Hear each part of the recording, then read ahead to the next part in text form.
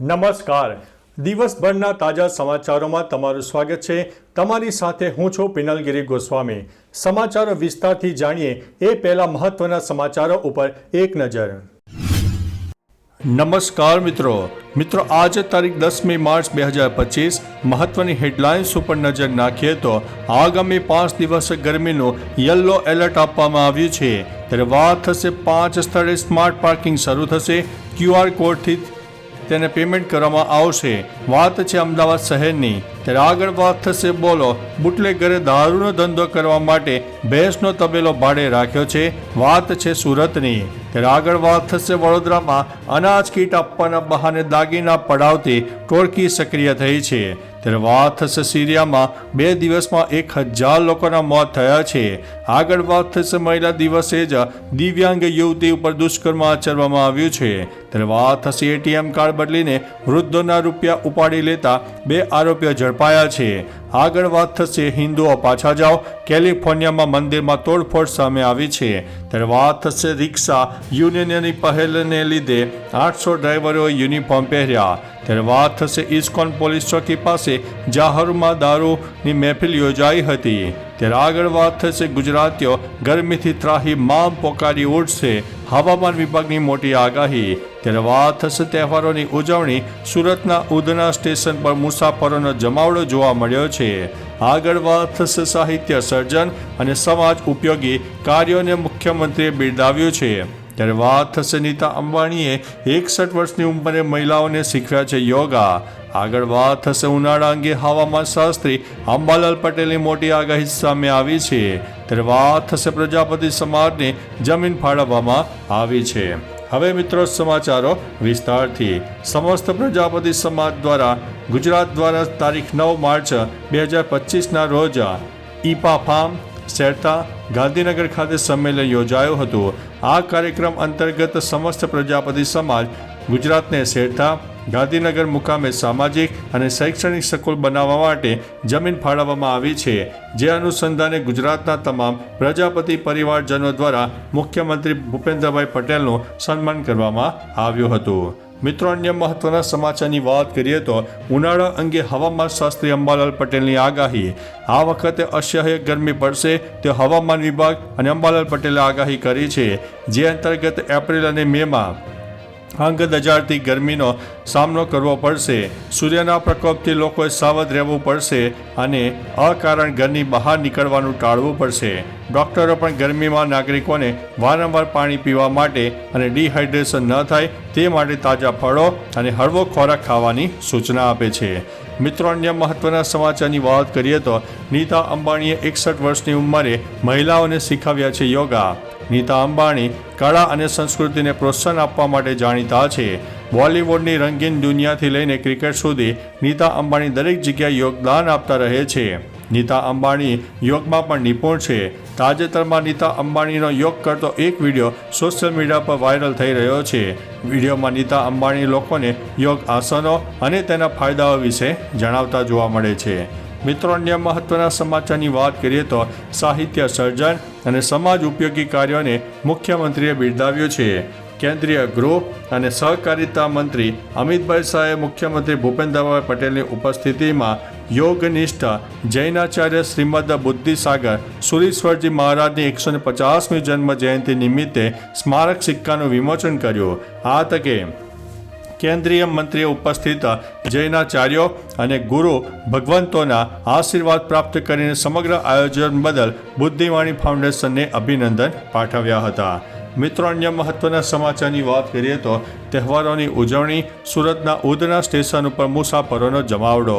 હોળી અને ધૂળેટીના પર્વને લઈને મોટી સંખ્યામાં લોકો પોતાના વતન તરફ પ્રયાણ કરતા હોય છે.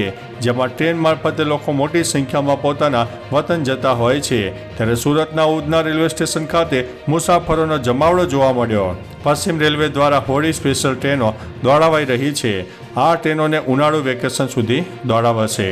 મિત્રો અન્ય મહત્વના સમાચારની વાત કરીએ તો ગુજરાતીઓ ગરમીથી ત્રાહિમામ પોકારી ઉઠશે. હવામાન વિભાગના વૈજ્ઞાનિક રામાશ્રય યાદવના જણાવ્યા અનુસાર આગામી 7 દિવસનું ગુજરાતનું વાતાવરણ શુષ્ક રહેશે.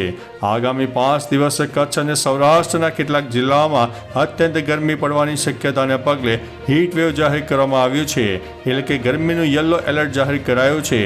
આ ઉપરાંત બનાસકાંઠા જિલ્લામાં 10 થી 12 માર્ચ દરમિયાન હીટવેવની શક્યતાને પગલે યલો એલર્ટ આપવામાં આવ્યું છે. મિત્રો, અન્ય મહત્વના સમાચારની વાત કરીએ તો ઇસ્કોન પોલીસ ચોકી પાસે જાહુરમાં દારૂની મહેફિલ જોવા મળી. અમદાવાદના ઇસ્કોન બ્રિજ પાસે આવેલી ઇસ્કોન પોલીસ ચોકી પાસેના એક કોમ્પ્લેક્સમાં મોડી રાતે જાહેરમાં 5 થી 7 નબીરાઓ હાથમાં દારૂની બોટલ લઈને દારૂ પી રહ્યા હોવાનો વિડીયો વાયરલ થયો હતો. આ વિડીયોમાં ખુલ્લેઆમ નબીરાઓ દારૂ પીને મ્યુઝિકના તાલે ઝૂમતા દેખાઈ રહ્યા હતા. નજીકમાં જ પોલીસ ચોકી હોવા છતાં નબીરાઓ કાયદાનું ભાન ભૂલીને ખુલ્લેઆમ દારૂની મહેફિલ માણી રહ્યા હતા. મિત્રો, અન્ય મહત્વના સમાચારની વાત કરીએ તો રિક્ષા યુનિયનની પહેલના લીધે 800 ડ્રાઈવરોએ યુનિફોર્મ પહેર્યા. રિક્ષા ચાલકોના એક યુનિયને રિક્ષા ડ્રાઈવરોની અલગ ઓળખ ઊભી થાય તે માટે વધુમાં વધુ ડ્રાઈવરો ખાખી યુનિફોર્મ પહેરવા માટે પહેલ શરૂ કરી છે. અત્યાર સુધી 700 ડ્રાઈવરોએ યુનિફોર્મ લીધા છે, જ્યારે શનિવાર સુધીમાં 100 ડ્રાઈવરોને સ્વખર્ચે યુનિફોર્મનું વિતરણ કરાયું હતું. આમ શહેરમાં કુલ 800 યુનિફોર્મ ડ્રાઈવરોએ પહેર્યા છે. અમારો ધ્યેય છે કે શહેરનો દરેક ડ્રાઈવર ખાખી યુનિફોર્મ પહેરે. મિત્રો, અન્ય મહત્વના સમાચારની વાત કરીએ તો હિન્દુઓ પાછા જાઓ, કેલિફોર્નિયામાં મંદિરમાં તોડફોડ. અમેરિકામાં ફરી એકવાર હિન્દુ મંદિર ઉપર હુમલો થયો છે. આ વખતે દક્ષિણ કેલિફોર્નિયાના સૌથી મોટા હિન્દુ મંદિરોમાં એક સ્વામિનારાયણ મંદિરને અપવિત્ર કરવામાં આવ્યું હતું. તેની દિવાલો ઉપર ભારત વિરોધી સૂત્રો લખવામાં આવ્યા હતા. હુમલાખોરે મંદિરની દિવાલો પર હિન્દુઓ પાછા જાઓ અને અન્ય ભારત વિરોધી સંદેશાઓ લખીને તકલીફો પહોંચાડી હતી. મિત્રો, અન્ય મહત્વના સમાચારની વાત કરીએ તો એટીએમ કાર્ડ બદલીને વૃદ્ધોના રૂપિયા ઉપાડી લેતા 2 આરોપીઓને ઝડપી પાડવામાં આવ્યા છે. અમદાવાદ શહેરના ઈસનપુર વિસ્તારમાં રહેતા senior citizen Rakesh Kumar Ambalal Kachhiya axis બેંકના એટીએમમાં રૂપિયા ઉપાડવા ગયા હતા. ત્યારે અજાણ્યા આરોપીએ એટીએમમાં ખરાબ આવવાનું જણાવ્યું હતું. મદદ કરવાના બહાને એટીએમ કાર્ડનો પિન નંબર જાણીને એટીએમ બદલી નાખ્યું હતું અને તેઓના ખાતામાંથી 80,000 રૂપિયા ઉપાડી લીધા હતા. ઈસનપુર પોલીસ સ્ટેશન ખાતે ફરિયાદ નોંધવામાં આવી છે. મિત્રો, અન્ય મહત્વના સમાચારની વાત કરીએ તો મહિલા દિવસે જ યુવતી સાથે દુષ્કર્મ. મહિલા દિવસની ઉજવણીના દિવસે દિવ્યાંગ યુવતી ઉપર તેના જ ઘરમાં ઘૂસીને 2 શખ્સોએ બળજબરીપૂર્વક દુષ્કર્મ આચરતા ચકચાર જોવા મળી છે. યુવતીએ બૂમાબૂમ કરતા ઘરના લોકો જાગી ગયા હતા અને બંને આરોપીઓ ત્યાંથી ફરાર થઈ ગયા છે. આ અંગેની જાણ પોલીસને કરતા ઘટના સ્થળે દોડી આવી હતી અને આરોપીઓ સામે ગુનો નોંધીને આગળની કાર્યવાહી હાથ ધરી છે. મિત્રો, અન્ય મહત્વના સમાચારની વાત કરીએ તો સિરિયામાં 2 દિવસમાં 1,000 લોકોના મોત. સિરિયામાં છેલ્લા 2 દિવસમાં સુરક્ષા દળો અને ભૂતપૂર્વ રાષ્ટ્રપતિ બશર અલ અસદના સમર્થકો વચ્ચે થયેલી અથડામણમાં અત્યાર સુધીમાં 1,000થી વધુ લોકો માર્યા ગયા છે. મૃતકોમાં 745 નાગરિકો, 148 આતંકવાદીઓ અને 125 સુરક્ષા કર્મીઓનો સમાવેશ થાય છે. લટાકિયા શહેરમાં વીજળી અને પીવાના પાણીની સપ્લાય ખોરવાઈ છે, જ્યાં અથડામણો વધી રહી છે. બળવાખોરે બશર પાસેથી સત્તા કબજે કર્યાના 3 મહિના પછી અથડામણો શરૂ થઈ હતી. મિત્રો, અન્ય મહત્વના સમાચારની વાત કરીએ તો વડોદરામાં અનાજ કીટ આપવાના બહાને દાગીના પડાવતી ટોળકી સક્રિય. વડોદરામાં દાગીના પડાવતી ટોળકી સક્રિય થઈ છે, જેમાં સિનિયર સિટીઝનને આ ટોળકી ટાર્ગેટ કરી રહી છે. ગઠિયાઓ અવનવી તરકીબ અજમાવી રહ્યા છે અને વૃદ્ધો સાથે છેતરપિંડી કરી રહ્યા છે. અનાજની કીટ આપવાના બહાને વૃદ્ધોના દાગીના થેલીમાં ઉતરાવી દે અને ગઠિયાઓ દાગીના લઈને ફરાર થઈ જતા હોવાની વાત સામે આવી છે. પોલીસે ઘટના સ્થળે પહોંચીને વધુ તપાસ હાથ ધરી છે. મિત્રો, અન્ય મહત્વના સમાચારની વાત કરીએ તો બોલો, બુટલેગરે દારૂનો ધંધો કરવા ભેંસનો તબેલો ભાડે રાખ્યો. સુરતમાં બુટલેગરનો નવો કિસ્સો સામે આવ્યો છે, જેમાં ભેંસના તબેલામાં દારૂ છુપાવ્યો હતો તો એસએમસીએ રેડ કરીને 37 લાખનો દારૂ ઝડપી લીધો છે. કાપોદ્રા પોલીસ સ્ટેશન વિસ્તારમાં દારૂ છુપાયો હતો અને ગોડાઉન બનાવી લીધું હતું. પોલીસે સમગ્ર ઘટનામાં 2 આરોપીઓની ધરપકડ કરી લીધી છે, તો ઘાસચારાની નીચે દારૂ પણ સંતાડવામાં આવ્યો હતો. મિત્રો, અન્ય મહત્વના સમાચારની વાત કરીએ તો 5 સ્થળે સ્માર્ટ પાર્કિંગ શરૂ થશે. QR કોડથી જ પેમેન્ટ થશે. અમદાવાદ શહેરના 5 સ્થળો પર સ્માર્ટ પાર્કિંગ શરૂ કરવા માટેની ઝુંબેશ હાથ ધરવામાં આવી છે, જેમાં સ્લોટ ખાલી હોય ત્યારે કાર પાર્ક કરી શકાશે.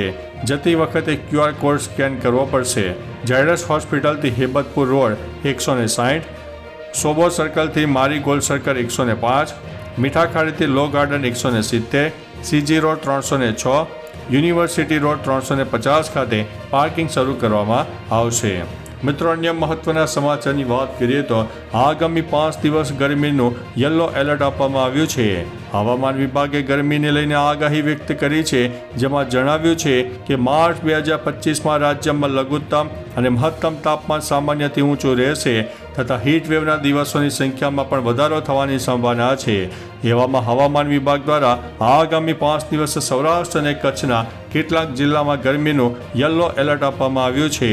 આ ઉપરાંત આગામી 5 દિવસ ગુજરાતના દરિયાકાંઠા વિસ્તારમાં ગરમમાં ભેજયુક્ત પવનો ફૂંકાશે. તો ચાલો મિત્રો, ફરીથી દેશ અને દુનિયાના સુપરફાસ્ટ સમાચાર લઈને મળતા રહીશો. ત્યાં સુધી અમને રજા આપશો. નમસ્તે.